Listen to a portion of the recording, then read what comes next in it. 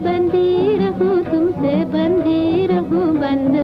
Hindi cinema में आज महिलाएं पुरुषों के साथ कदम से कदम मिलाते हुए आगे बढ़ रही हैं। आज सिनेमा के क्षेत्र में महिलाएं सिर्फ अभिनेत्री बनकर ही नहीं बल्कि निर्देशक, निर्माता, कैमरा पर्सन, होस्ट जैसे कई काम सहजता से संभाल रही हैं। हालांकि पहले के समय में महिलाओं के लिए फिल्मों में आना आसान नहीं था। इस इंडस्ट्री में काम करने वाली महिलाओं को गलत समझा जाता था। उस दौर में देविका रानी ने अभिनेत्री बनकर लड़कियों के लिए इंडस्ट्री में रास्ते खोले थे।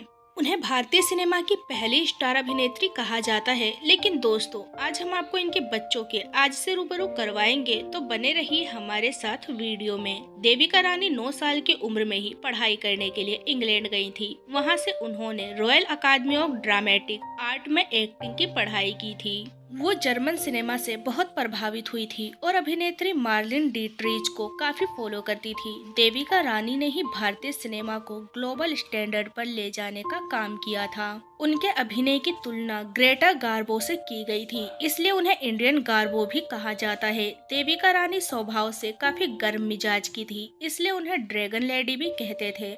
जहां आज अभिनेत्रियों को अपनी पहचान सिद्ध करने के लिए ज्यादा से ज्यादा फिल्मों का हिस्सा बनना पड़ता है, तो वहीं अपने 10 साल के करियर में देविका रानी ने महज 15 फिल्मों में काम किया था। 1936 में आई फिल्म अछूत कन्या में देविका ने एक दलित लड़की का किरदार निभाया था। इस फिल्म के बाद उन्हें first lady of Indian screen की उपाधि दी गई थी। सरोजिनी नायडू और देविका में अच्छी दोस्ती थी। बताया जाता है कि उनके कहने पर ही पंडित जवाहरलाल नेहरू ने अछूत कन्या फिल्म देखी थी। वो इस फिल्म से इतने प्रभावित हुए थे कि उन्होंने देविका के नाम फैन लेटर लिखा था और बाद में उन्हें पद्मश्री से सम्मानित भी किया गया था। लंदन के समाचार पत्र में भी उनकी खबरें छपा करती थी, जहां उनके अभिनय और खूबसूरती की तारीफ होती थी। दिलीप कुमार को इंडस्ट्री में लाने का श्रेय देविका रानी को ही दिया जाता है। दिलीप डॉक्टर मसानी के साथ बॉम्बे टॉकीज के स्टूडियो गए थे, जहां देविका रानी ने उनसे पूछा था कि क्या वो एक्टर बनना चाहते हैं। इसके लिए आपको 1250 रुपए महीने की सैलरी मिलेगी।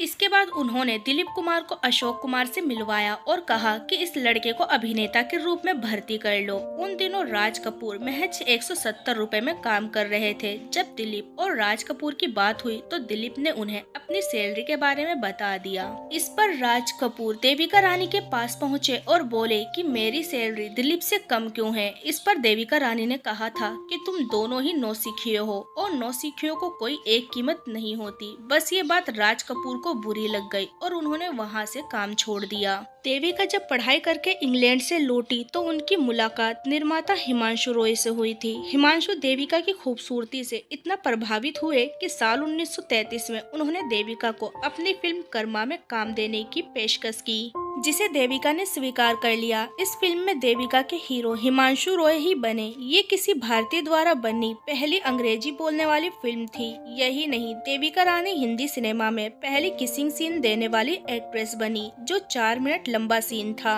इस सीन के बाद देविका की काफी आलोचना हुई और फिल्म को प्रतिबंधित भी कर दिया गया था। बाद में हिमांशु ने देविका से शादी कर ली। देविका और हिमांशु रॉय ने साथ मिलकर बॉम्बे टॉकीज नाम का स्टूडियो बनाया था, जिसके बैनर तले कई सुपरहिट फिल्में बनी थीं।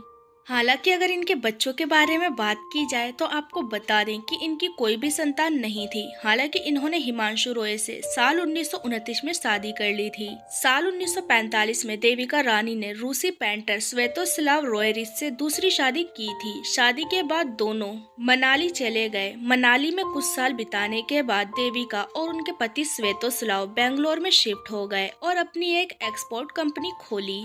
1940 में निर्माता हिमांशु रॉय का निधन हो गया और देविका रानी ने बॉम्बे टॉकीज का कार्यभार संभाला। इस स्टूडियो से पुनर्मिलन और किस्मत जैसी सफल फिल्में बनी। एक तरफ वो स्टूडियो का कार्यभार संभाल रही थी, दूसरी तरफ उनके मन में अभिनय को लेकर जद्दोजहद चल रही थी। इसी बीच जब वो दिलीप कुमार अभिनीत पहली फिल्म ज्वार भाटा के प्रोडक्शन पर काम कर रही थी तो उनकी मुलाकात स्वेतोस्लाव रोरिक से हुई।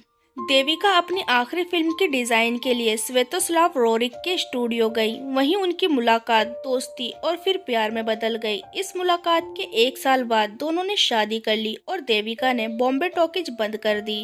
9 मार्च 1994 में देविका रानी का निधन हो गया और वो हमेशा हमेशा के लिए इस दुनिया से चली गई। तो दोस्तों अभी के लिए बस इतना ही, मिलते हैं अगली वीडियो में, तब तक अपना ध्यान रखिए, बाय बाय।